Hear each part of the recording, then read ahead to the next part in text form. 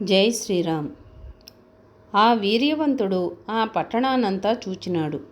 అక్కడ ఉన్న ఆయుధదారులందరినీ పరిశీలించి చూసి సంతోషపడిపోయినాడు. వీళ్ళదంతా బయట బలమే కానీ లోపల బలం కాదని సంతోషం కలిగింది. అంతకుముందు దూరం నుండి చూచినప్పుడు చాలా బాధపడతాడు. ఆ పట్టణము చూచి హనుమంతుడు విషణ్ణుడైనాడు. అయితే సీతాదేవిని చూడగలనన్న ధైర్యంతో సంతోషపడ్డాడు. వీళ్ళకి కండబలమే తప్ప అసలు బలం తక్కువని గ్రహించాడు.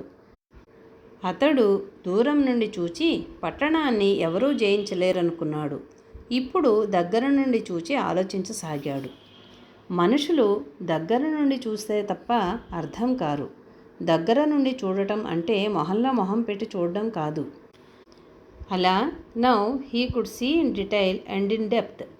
లోపల అని తెలియడానికి ఊరికే ముఖద్వారం వద్దకు వచ్చి చూశాడట.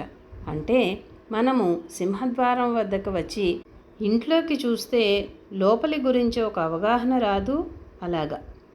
అప్పుడు దగ్గర నుండి చూచినాడు, ఆలోచించసాగినాడు. ఆ లంకాపట్టణము చొర నలవి కానిదిగా కనపడుతున్నప్పటికీ కుముదుడు, అంగదుడు, సుషేణుడు, మహేంద్రద్విజులు ఈ పట్టణాన్ని జయించగలరు. వారే కాదు, సూర్యపుత్రుడు సుగ్రీవుడు గాని, కుశపర్వుడు గాని, వృక్షుడు గాని, కేతుమారుడు గాని, నేను గాని ఈ పట్టణాన్ని సులభంగా జయించగలము అనుకుంటూ ఆ మహాబాహువులు కలిగిన ఆ రామలక్ష్మణుల గురించి, వారి పరాక్రమం గురించి యోచించినాడు. సంతోషంతో ఉప్పొంగిపోయినాడు. దూరం నుండి చూస్తేనేమో దుర్భేద్యంగా కనిపించింది. దగ్గరకు వెళ్ళి చూస్తే ఓ సింతేనా అనిపించింది. ఆ కపివరుడు మళ్ళీ ఆ లంకా పట్టణాన్ని చూడసాగినాడు.